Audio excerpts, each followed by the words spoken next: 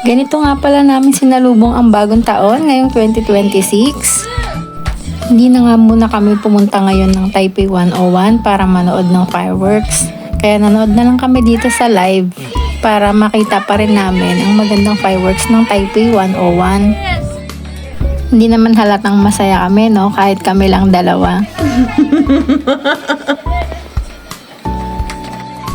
Sinimulan ko na nga rin kumain dyan ng ubas.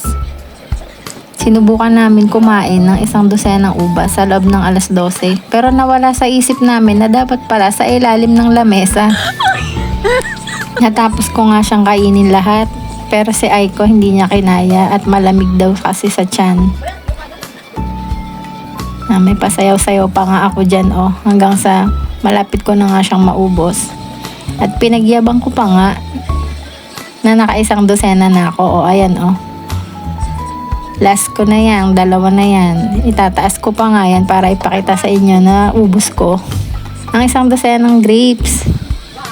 Pero, huwag tayong basta umasa sa ubas na kinain natin. Kailangan pa rin natin ng gawa at action para magkaroon ng success ngayong 2026. Magpasalamat tayo kay Lord. Samahan natin ng dasal. Dahil kay Lord pa rin tayo dapat kumapit. Binati ko na nga din si Mama na nasa heaven na bago naman ako tumawag sa mga pamilya namin.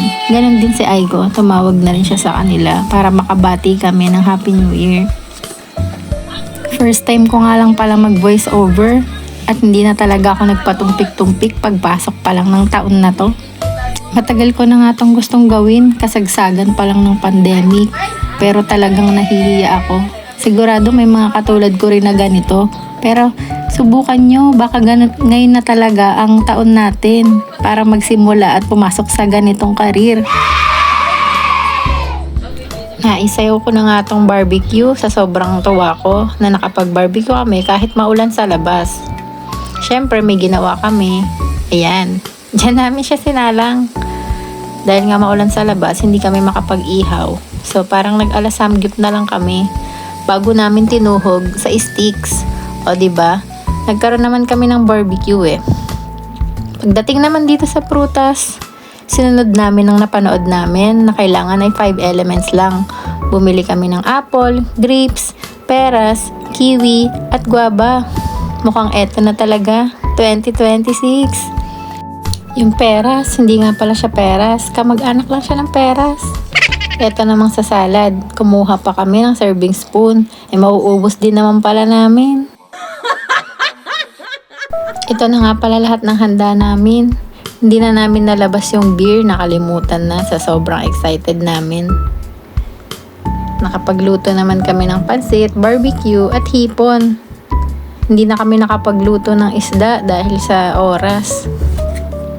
Meron nga din pala kaming buko pandan na gawa lang sa gelatin yung buko.